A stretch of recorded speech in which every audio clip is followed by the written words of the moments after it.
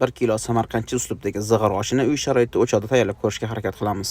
Men bu uslubdagi oshni birinchi marta tayyorlab ko'rishim, qanchalik osh olganimni izohlarda yozib ketarsiz. Osh uchun paxta yog'idan foydalangan yaxshi. 200 g paxta yog'iga 200 g zig'ir yog'ini solib, yaxshilab qizdirib olib, to'g'rab olgan go'shtlarimizni solib, ketidan piyozni solib, ozgina tuz berib, yaxshilab qovurib olamiz. Foydali ham mazali bo'lgan 4 dona ilgili suylarimizni qo'shib, savuzimizni solib suv beramiz. No'xat magizni qo'shib, ustidan bir qator savuz bilan yopib, tuz sepib, lagan yopib qo'yib, 1 soat davomida past olovda qaynatamiz. 1 soatda no'xatlarimiz pishib, savuzlar ham yetilgandan keyin ozgina zira berib, yarim soat qaynatamiz. Savuzi bilan guruch aralashib ketmasligi uchun shunaqa marli yopib olamiz. Zirveni holatdan kelib chiqib zaril bo'lsa, ozgina suv berib, 1 soat oldin yuvib qo'ygan guruchlarimizni marlining ustidan solib chiqib, ustiga to'g'richa yopib qo'yib, 20 minutga dimlab qo'yamiz.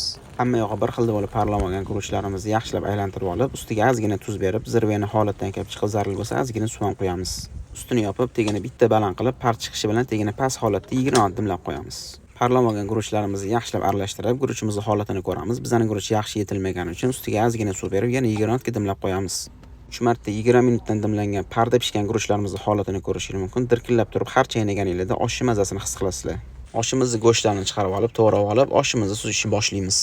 Oshimizni aralashtirib laganga birinchi bo'lib guruchni, keyin savza, no'xat magizli qismini ustiga solamiz. Bu samarqandcha uslubdagi osh professional oshpazlar uchun emas. Men o'zim birinchi marta havaskorona tayyorlab ko'rdim. Xato va kamchiliklar uchun ma'zur tutasiz. Vaqtingizga rozi bo'ling. Assalomu alaykum.